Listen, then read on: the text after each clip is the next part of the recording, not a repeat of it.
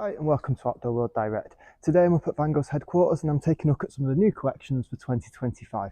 Today I'm going to take a look at the Vango Sherwood 4xl tent. Now this is available in both an Airbeam and a poled design. So the Airbeam weighs 35 kilograms or just short of 35, and the poled version, which is a fiberglass pole and sleeve, weighs just short of 34 kilograms. Now this is a 4-berth tent. It's got a 3-zone design. It's in the Sentinel XL collection, which is 150 denier embossed polyester fabric with a really high waterproofing column of 5,000 millimeters. So this is perfect for somebody who wants a quality tent that's going to last quite a good length of time.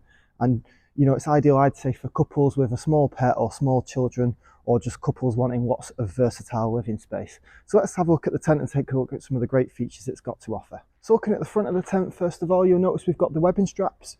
So the front and rear of most tents is where you're going to get the most effects of the elements. So the wind, that kind of thing, is going to affect the front and the rear the most because they're the most exposed. So we've put strong orange guiding lines on this. So the webbing straps, essentially, they're just going to provide a bit more stability and a bit more support to the front of the tent. You've got a 3-zone design, so you've got the large porch space to the front.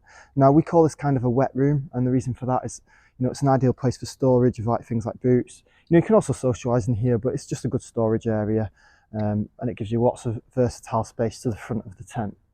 You've got a dual door system here, so we've obviously left one door closed and one door open in this instance. Obviously this door could be opened and rolled away as well. Also, you have eyelets for a king pole here, so if you wanted to make a large king pole canopy to the front, you could do so by purchasing king poles separately. Also to the front, you've got large windows in either door and large windows to the side of the porch space. Now those windows are covered by either toggled privacy curtains, and on the front windows you actually have zipped privacy curtains. So you've got a mix of zips and toggled privacy curtains to the front, so you can make the space to the front private if you wish. So with the Sherwood, we've got it in 2 types of structure. We've either got the Airbeam design or we've got the fiberglass pole and sleeve design. The Airbeam's obviously more ideal if you wanted to save a little bit of time when you're pitching the tent, as it will allow you to pitch the tent in around 15 minutes. The poled version, you're probably looking at around 25 minutes to pitch. Otherwise, all the features, all the specs, they're exactly the same. It just depends on what type of structure, whether you want the air or the fiberglass pole and sleeve design. So to the front of the tent now, if we look at the middle living space, what we've got here is a large divider between the 2 sections, the porch and the living space. Within this divider, you've got a mesh window, which is backed by a toggled privacy curtain. So if you wanted to close this off of an evening, you can do so. You've also got a door with a window with a zipped curtain in as well. You've also, to my right and my left, got PVC windows, which are backed by zipped privacy curtains. And then you have the skylights up here.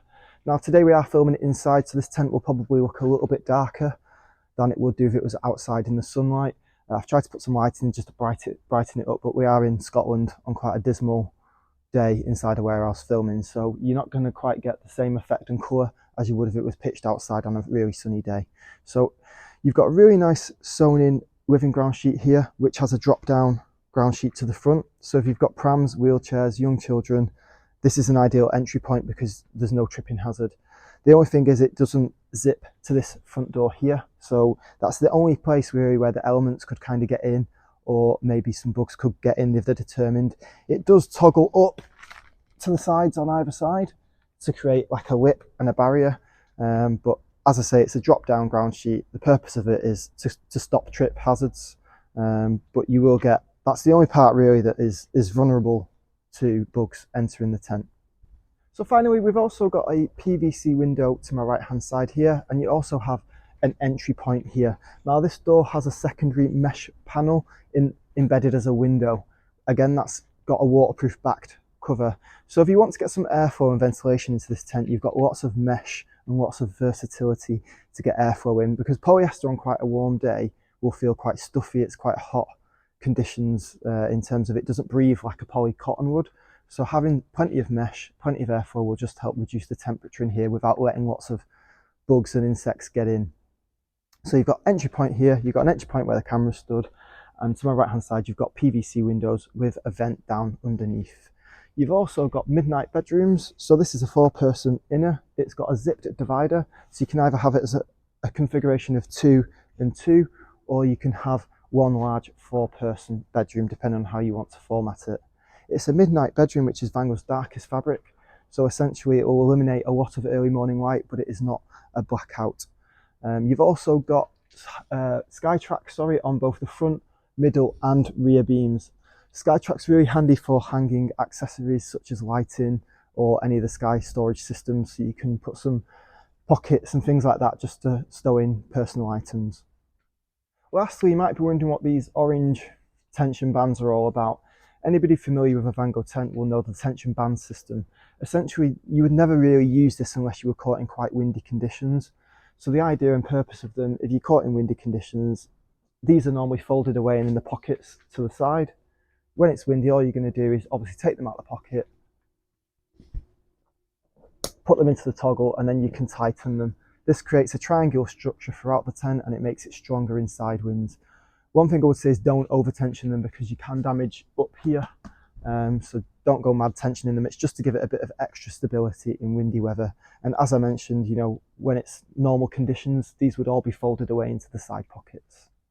So to recap the Vango Sherwood 400xl, this is a great tent for someone like, couples, young families looking for lots of versatile living space.